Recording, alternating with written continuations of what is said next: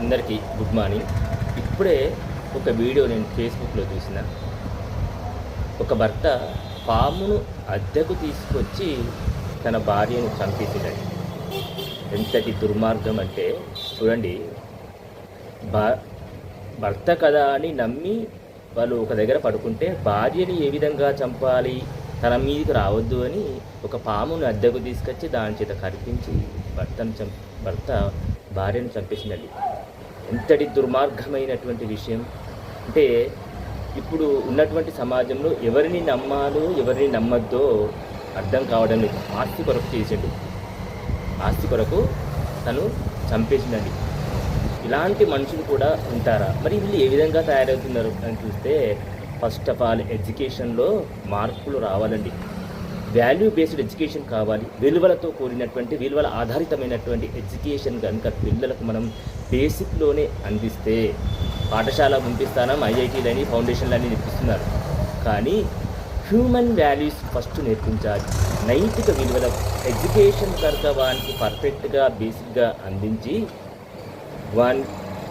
ఇక్కడ ప్రైమరీ స్థాయిలోనే అందించాలి. మానవ విలువలు వానికి తెలియజేయాలి, హ్యూమన్ వాల్యూస్ తెలియజేయాలి.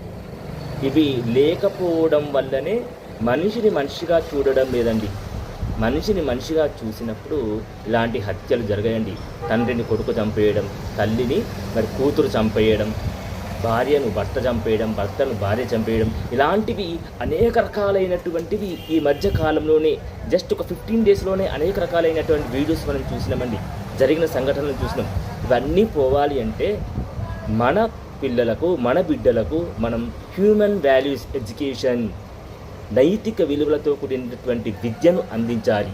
కనీసము పాఠశాలలో నేర్పించకుంటే ఇంటి దగ్గరైనా యాజ్ ఏ పేరెంట్స్గా పెద్దలు ఒక 1 అవర్ వారితో ప్రేమతో మాట్లాడి మానవ విలువలకు సంబంధించినటువంటివి, ఎవరితో ఏ విధంగా ఉండాలి, ఎవరితో ఏ విధంగా మాట్లాడాలి అని ప్రేమతో మనం నేర్పించినట్లయితే వాళ్ళు భవిష్యత్తులో ఉన్నత స్థానంలో ఉంటారండి. ఒకరిని ఒకరు చంపుకోవడం కాదు, ఒకరిపైన ప్రేమను వాళ్ళు ఏ విధంగా చూపించాలో తెలుసుకుంటారండి.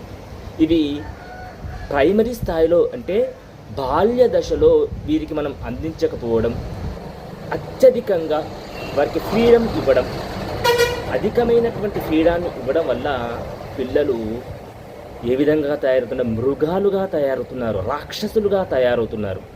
వీటన్నింటిని మనం అరికట్టాలి అంటే మన యొక్క బాధ్యత ప్రైమరీ స్థాయిలోనే చిన్న పిల్లల నుంచే వానికి మానవ విలువలు నేర్పిస్తూ